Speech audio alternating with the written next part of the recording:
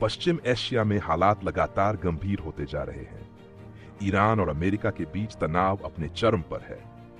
दोनों देशों के बीच बढ़ती टकराव की स्थिति अब सिर्फ राजनीतिक बयानबाजी तक सीमित नहीं रही है, बल्कि इसका सीधा असर आम जनता पर दिखने लगा है। ईरान इस समय गहरे आर्थिक संकट से गुजर रहा है। देश में महंगाई बहुत ज्यादा बढ़ चुकी है, बेरोजगारी बढ़ रही है और ईरानी करेंसी रियाल की कीमत लगातार गिरती जा रही है। ताजा हालात यह हैं कि ईरान में रोजमर्रा की जरूरत की चीजें आम लोगों की पहुंच से बाहर होती जा रही हैं। खाने पीने का सामान, दवाइयां और इलाज आम नागरिकों के लिए बड़ी चुनौती बन चुका है। इन हालात की सबसे बड़ी वजह ईरान पर लगे अमेरिकी प्रतिबंध माने जा रहे हैं। अमेरिका ने ईरान को अंतर्राष्ट्रीय बैंकिंग सिस्टम से बाहर कर दिया है, जिससे ईरान को व्यापार और भुगतान में भारी दिक्कतों का सामना करना पड़ रहा है। इसी बीच इस पूरे घटनाक्रम में अब भारत की भूमिका अहम होती जा रही है। भारत ने साफ किया है कि उसकी पहली प्राथमिकता क्षेत्र में फंसे अपने नागरिकों की सुरक्षा है। इसी के तहत भारत लगातार अपने लोगों सुरक्षितता बहालने की प्रक्रिया में जुटा हुआ है।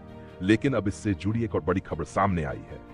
सूत्रों के मुताबिक भारत सैकड़ों का एक बड़ा काफिला ईरान भेजने की तैयारी कर रहा है। इस खबर के सामने आते ही अंतर्राष्ट्रीय स्तर पर हलचल तेज हो गई है।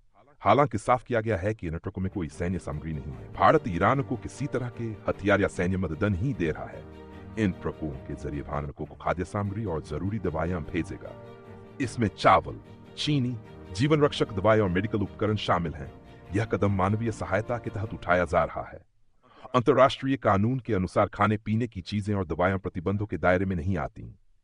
इस वजह से अमेरिका भी भारत के इस कदम को सीधे तौर पर रोकने की स्थिति में नहीं है। विशेषज्ञों का मानना है कि भारत इस कदम के जरिए एक संतुलित और स्वतंत्र विदेश नीति का संदेश दे रहा है। भारत न तो किसी देश के दबाव में है और न ही किसी गुट का हिस्सा बनना चाहता है। इस पूरे मामले में ईरान का चाबहार पोर्ट भी अहम भूमिका निभा रहा है।